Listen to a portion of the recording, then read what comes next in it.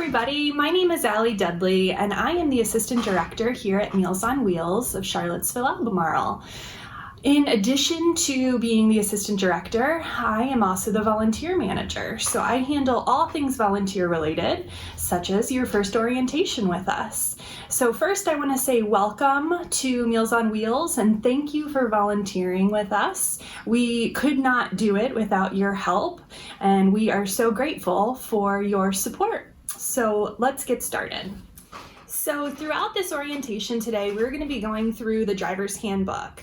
This is something that I emailed you in PDF version. I also emailed you a copy of our COVID-19 protocol. So as the driver's handbook is adjusted for our new protocol, I will add that into the orientation. But together with both documents, you'll be able to follow along. So again, welcome. Our office hours are from 9 to 1, Monday through Friday. We are a lunchtime operation and we are open Monday through Friday regardless of the federal holiday that falls on that weekday. So if, for example, Christmas, Labor Day, Thanksgiving, they all fall on a weekday, we will be open on those days. The only time we will be closed is if there is inclement weather. If there is snow on a day that you are volunteering, you can call our voicemail, 434-293-4364. You can call that number by 7:30 in the morning and we will have a voicemail up as to whether we will be open or not for that day. So we are a small but mighty staff here at Meals on Wheels. There's 4 of us. Lee Tripp is our executive director. She's also our only full-time employee. Myself, Allie Dudley, again, is the assistant director / volunteer manager. I would handle all things volunteer related. If you have a question about scheduling, if you need a substitute, which we'll go a little bit further in depth later on about what that would entail, but all of those type of things come to me. The best way to reach me is email. My email is allie@cvillemeals.org. It's in the driver's handbook. You can contact me there. Outside of the 9 to 1 hours, that's the best way to reach me. If you have a problem though with your route while you're on the route, just call our main number. Susan Baker is our client manager and she is the one that would handle all client related concerns or questions. Also driving directions. If you have a question about that, you can call our main number and Susan would be able to help you with that. And then our 4th staff member is Hannah Winstead. She handles all of our communications. So we invite you to follow us on Facebook and Instagram at Cville Meals. And she handles those social media outlets and all outward facing communications. So that is our staff here at Meals on Wheels. So let's get started with who we are and our mission. So we were started here in Charlottesville in 1977.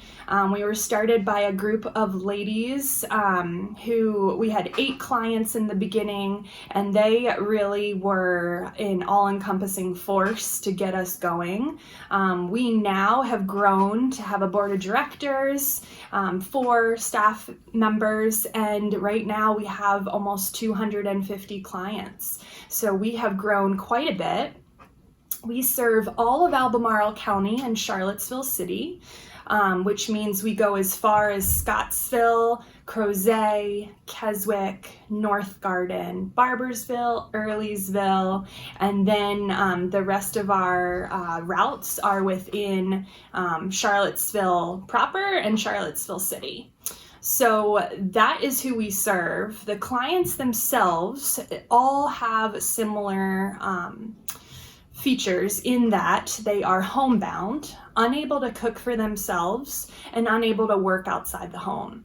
Our clients range from 30s to our oldest 2 clients are 100. We have decided not to receive federal funding. We do not receive any federal money, and we've decided to do that because we want to make sure that we're able to serve anyone of any age that meets our requirements. If we were to receive that federal income, we would not be able to serve our clients who are not senior citizens, and honestly, some of those clients are our most in need. So 70% of our clients are completely subsidized by us here at Meals on Wheels, meaning that they make below federal poverty line. The other 30% pay something on a sliding scale depending on their income. So that might be $1 or $2 a meal, all the way up to the full price of $6 a meal. We definitely work with the clients to make sure that whatever they pay works out for them. So it's also good to know that for the first time in many years, we no longer have a wait list. Due to funding restraints, we used to have a wait list. We have decided, especially in this time of pandemic, that we want to be able to serve everyone that needs our assistance. So we have done away with the wait list, and now if a client calls and meets our requirements, we're able to start them right away, which is a huge accomplishment that we're pretty proud of. So in addition, it is good to know that about 50% of our clients don't have family or friends in the nearby area. So the volunteers are really their only source of human contact. Isolation is something that we've all been dealing with recently due to COVID-19, but it's not a new concept for our clients. They've been dealing with isolation for quite a while. So having the volunteers come and talk with them from a safe distance is so important to our clients. A recent study came out that showed that isolation is as dangerous to your health as smoking 2 packs of cigarettes a day, which if you think about that, that is a crazy statistic. So we want to really battle isolation and the loneliness and create friendships and bonds between clients and volunteers. Before we get into volunteer opportunities, I just wanted to make sure you all know where we are located. Normally, you'd be sitting with me here in my office and we'd be going through this orientation in person, but of course, due to this pandemic, we are not in my office. So your first route will be the first time you'll be coming to our office. So we are located at 704 Rose Hill Drive. We're right next to Marie Bet Bakery, if you're familiar. And when you arrive, you can pull around to our back parking lot. There is a entrance next to Marie Bet that you can come in and then drive to the other side of the parking lot. You'll see parking spaces with our signs in them, and you're welcome to park in those spots. And then you'll come to the side door where there will be a table set up. Our basement right now is closed off to drivers, so we're trying to keep this as safe as possible without so many people in this confined space. So going back to volunteer opportunities, the first opportunity listed is the shuttle driver. The shuttle drivers go out to Crozet and Scottsville. We have 2 routes in each of those cities, and so that the drivers don't have to come all the way downtown to pick up their food, they can come to a drop-off point. In Scottsville, it's a church on Main Street, and in Crozet, it's the volunteer fire station. And so the shuttle drivers arrive here at our building at 10 o'clock, and they meet the drivers at those drop-off points at 10:30. And then the shuttle drivers return with the bags that the route drivers had from the day before, and they bring those back to us. That is the responsibility of a shuttle driver. The other volunteer opportunity is a packer. We used to have 5 packers every day. But in the interest of social distancing and keeping as many people out of the basement as possible, we have limited the packers. So we do have a need, but it would be a solo packer. You'd be doing it alone, helping us pack the cold meals. So if this is something you're interested in, we don't have as many opportunities, but we do have some. So definitely reach out if that's something you're interested in. And then the most needed volunteer opportunity is drivers. We have regular drivers that do one route a week, and then we have substitute drivers. So if your schedule isn't so routine that you can dedicate one day a week to delivering, you would be able to fill in as your schedule allowed, whether that be once a month, every other week, maybe even every other month. Whatever you could give us, we would be very grateful. So the next thing I wanted to talk to you about was the scheduling of the volunteers. We have a portal that the computer science students at UVA made for us. It's completely user-friendly. As soon as I check your references, which is the next step in this process, I will enter you into our database. Once you are in the database, you'll receive an email with your username, which is normally your first name _ last name, and it will prompt you to make a password on the portal. So you can do that, and then if you need to request a substitute, say you're out of town, you have a doctor's appointment, whatever it may be, you can go onto that portal, self-service, and request a substitute as long as it's more than 48 hours in advance. However, if you do not want to use the portal and you would rather email me and tell me when you need a substitute, or if you're not able to come in, that is fine too. As long as you communicate with me, I am good with however you want to do that. So in addition to requesting off, in this time of pandemic, if you have a fever, we ask you to take your temperature before every route that you drive. If you have a fever, you can call out that morning. We don't want to risk it. If you have any symptoms the morning of your route and you're not feeling well, we want you to call out that morning. That is what our troop of substitutes are for, and we can call them last minute and say, hey, we need you to come and fill in. If you've been exposed to anyone who is exhibiting symptoms, we're still going to want you to call out and quarantine for 2 weeks. We are trying to be as careful as possible in this time. Our clients pretty much all have compromised immune systems, and even though we are delivering from a distance, we are not taking any risks. So if you're ill, call out that morning. If you're going on vacation, give me as much notice as you can. We can put things in the portal for a substitute request up to a year. So really, if you know you have a trip planned, just let me know and we can put it in. Please write down the number 25.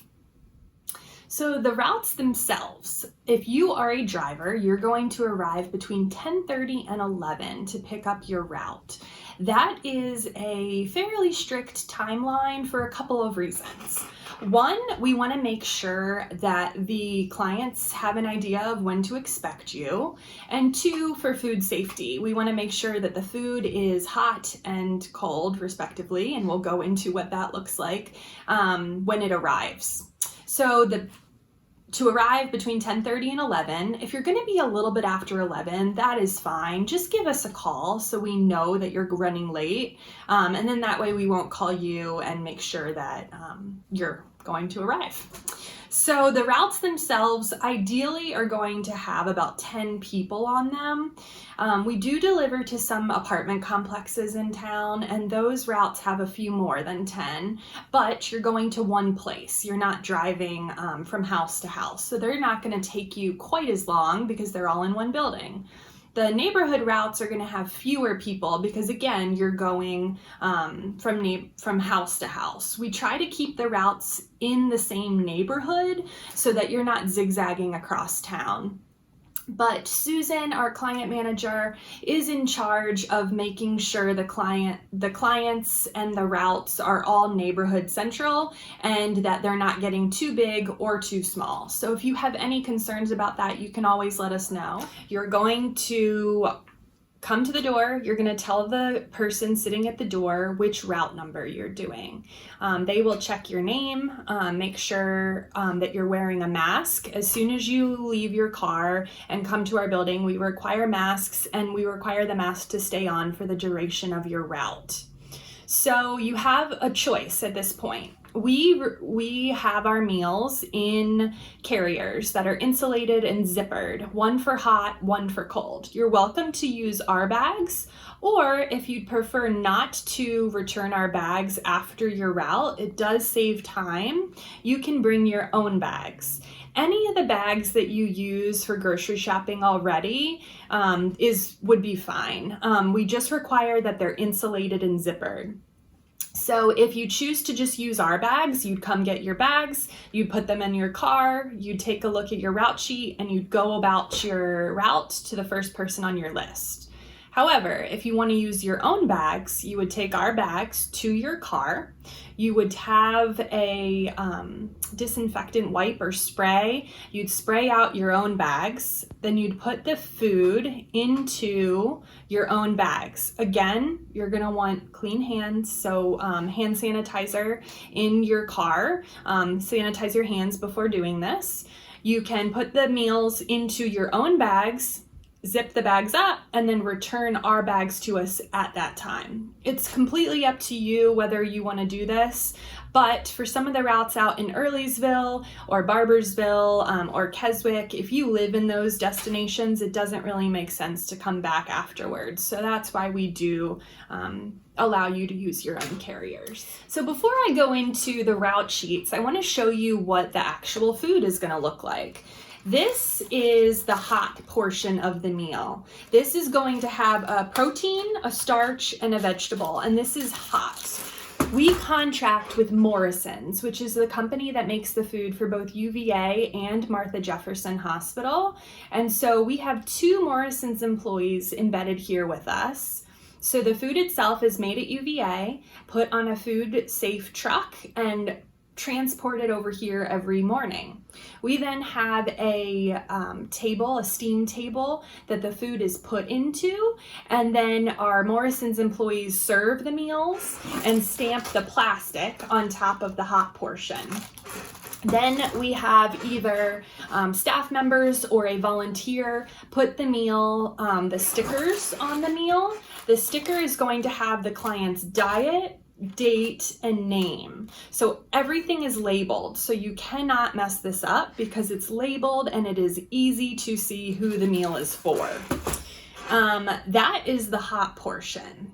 That goes in one bag. The other bag is going to be the cold boxes. These are essentially cold side dishes. So it's going to be milk or juice, a fresh piece of fruit, a roll of some kind, normally a wheat roll, and a side salad. So that is the cold side dishes, also labeled with everybody's name and date. And then together, this will be in its own bag, but together this is considered one meal, one hot and one cold. So in your hot bag of meals, you're going to have a route sheet. It's either going to be tucked in a pocket on top of the bag if the bag has that. If it doesn't have a pocket on top of the bag, the route sheet will be inside the bag of hot meals. It's going to have everybody's name, address, and driving instructions, and it will be in order of how it makes sense to deliver the meals. So the first person on your route sheet is going to be the first person's meals inside the bag.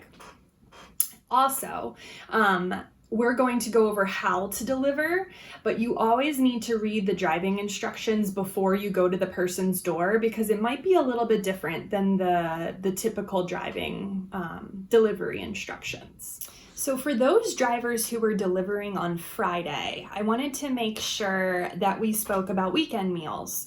Not everybody receives weekend meals, it's a preference thing, but for those clients that do want to receive meals over the weekend, what we do is we have 2 of our hot meals frozen. So they turn into a microwavable meal that they can pop into the microwave on Saturday and Sunday. So that means on your route sheet, it's going to say number of meals. On Friday, it will either say 3 meals or 1 meal. So 3 meals means 1 hot meal, 2 frozen hot meals that will be in the cold box, and then 3 cold boxes. for a total of 6 items that you would be delivering to that client. Again, everything's going to be labeled. So when in doubt, just keep grabbing their name until you have 6 items and put them in a plastic bag. If you notice they get weekend meals, it might be a good idea to grab some extra plastic bags. You might need 2. So before we go on to further driving instructions, I just wanted to talk about other things that you might deliver. That's going to include birthday gifts. We give everybody a birthday present on their birthday. And then also pet food. So we started a pet food program about 2 years ago because our clients were feeding their meals to their animals and then nobody was eating properly. So on Thursdays every week, about 15 to 20 clients now receive cat and dog food, so that everybody can eat well, and yeah, it's been a really successful program. In addition to those 2 things, during the holidays, we send out a big holiday present. That goes out on Christmas Eve and Christmas Day. And then blizzard bags. So we talked a little bit about us closing for inclement weather. Right before Thanksgiving, we send out a bag of shelf-stable food so that if we are closed, we will be able to provide this food that the clients can eat. In addition to all of those things, we also have library book program. The library book program is temporarily halted because it is with the bookmobile, and the bookmobile for the Jefferson-Madison Regional Library is not running right now. But once that's up and running again, our clients will be able to go on, request books. The volunteers will deliver the books. And then when they're done with the books, you bring them back. They will return them to you and you bring them back to our office. And then the librarian on the bookmobile picks them up here and brings them back to the library. Okay, so delivery etiquette. When you arrive at the client's home, again, you're going to just follow the route sheet from the first person on the list, numbered number 1, and go down. The first person, you're going to take a look at the route sheet, read all of their notes, and then if there's no special notes, the overall protocol is to get a plastic bag. You're welcome to keep your plastic grocery bags from home, or we have them here. We're also always needing more, so if you want to start saving them for us and bringing them in, that would be wonderful. We have tried to find a more eco-friendly version of this, and we have not been able to find one. So we are recycling plastic bags, so there's something. But you're going to grab enough plastic bags for everybody on your route. The reason for this is when they retrieve their meals, it is quite awkward to hold this if you only have one hand. It's almost impossible. So with the bags, when they retrieve their meals, they can slip this onto their arm and still have 2 hands free. So it's for safety reasons. But you're not going to put the hot and cold meal inside the plastic bag until you arrive to the client's home. When you arrive to their house, you can go ahead, go to your trunk, put the hot meal and the cold meal both inside the same plastic bag. At that time, you can then go to the front door, or again, whichever door it specifies on the route sheet, and you're going to either look for a styrofoam cooler. This cooler it's recycled from the free health clinic. They receive their medicine in them and then they bring them to us, and they are the perfect size to fit our meals. So we give everybody a cooler. Not everybody chooses to keep it outside, but if they are at a doctor's appointment, we have provided the cooler and an ice pack so that you could put their meals inside, and then the frozen ice pack on top to keep them fresh. If there's no cooler, you can put the meals, just tie the handle and put it on their door, on their front door. Then you're going to knock or ring the doorbell depending on the situation and step back at least 6 feet. If you're on their front porch, that usually means going ahead and going down to the sidewalk. Just imagine enough room to have them open the door and still be 6 feet apart that whole time. So you're gonna wait then at their front door a minute or two. Imagine somebody using a walker and trying to get to the front door. Just give them enough time to get there, because our clients really love chatting and they don't want to miss that opportunity. So wait after a minute or two. If they still haven't come to the door, you're going to mark on the route sheet that you did not see them. If they wave at you through the window, sometimes our clients are doing that now because they aren't feeling comfortable even with a social distance having any contact. That's sufficient. But if you don't see them in any manner, then you're going to mark on your route sheet that you didn't see them. And then at the end of your route, you're going to call us and let us know who didn't come to the door. Okay, so if you arrive at a client's home and there is a meal left from the day before, I'm going to want you to call us right away. In every other circumstance, if they're just not home, you wait till the end to call us. This is the one time that you would call us right away. You would call us, tell us where you are. You're going to want to still knock, make sure that they're not home before you call us. It could be that they weren't feeling well yesterday and they just didn't go out to get their meal. So make sure they're not home first. So do the regular delivery. You would take the old meals out and leave the today's meal, step back, and wait for them to come to the door. If they still did not come to the door, that's when you're going to call us right away. Definitely always take the old meals and throw them away, please. We don't want anyone to eat a leftover meal and get sick from that. So definitely throw it away, but then call us and we'll tell you whether we want you to leave today's meal or we might tell you to go ahead and take that meal and give it to the next person on your route. It really depends on the circumstance. And Susan, our client manager, will help assess which direction we'll go with that situation. So emergency situations, unfortunately, they do happen. The most common emergency situation we have is a client falling, unable to get up, and then the volunteer being the one hearing them calling out for help. This is a scary situation for anybody, but especially an older person who's unable to help themselves. So what we want you to do in that situation, at this time, we're having you not enter their home really under any circumstances, even under this emergency circumstance. So if you were on their front porch, heard them calling for help, you can call back to them and let them know you're calling 911, and then call 911 and wait there until the EMT arrives. So we're not asking you to perform any first aid or any medical procedures of any kind, and we're not asking you to get close to the client. We're keeping a healthy social distance, and we're really only wanting you to call 911. After you've called 911, we want you to call the office, and we will either come out and wait there for EMT to arrive, or usually they arrive so quickly that they would beat us to the arrival. So you would just wait and then continue on with your route.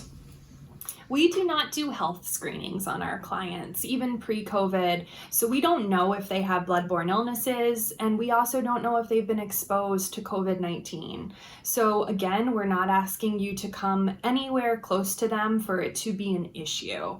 You're going to keep a healthy social distance. You're going to be wearing a mask. We have also provided our clients with masks so that they can come to the door wearing a mask.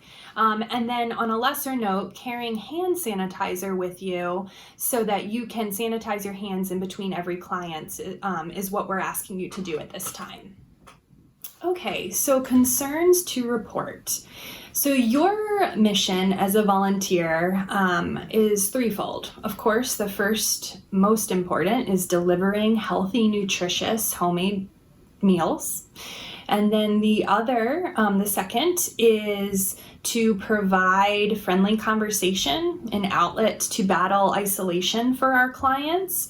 And then the third is to do an informal wellness check.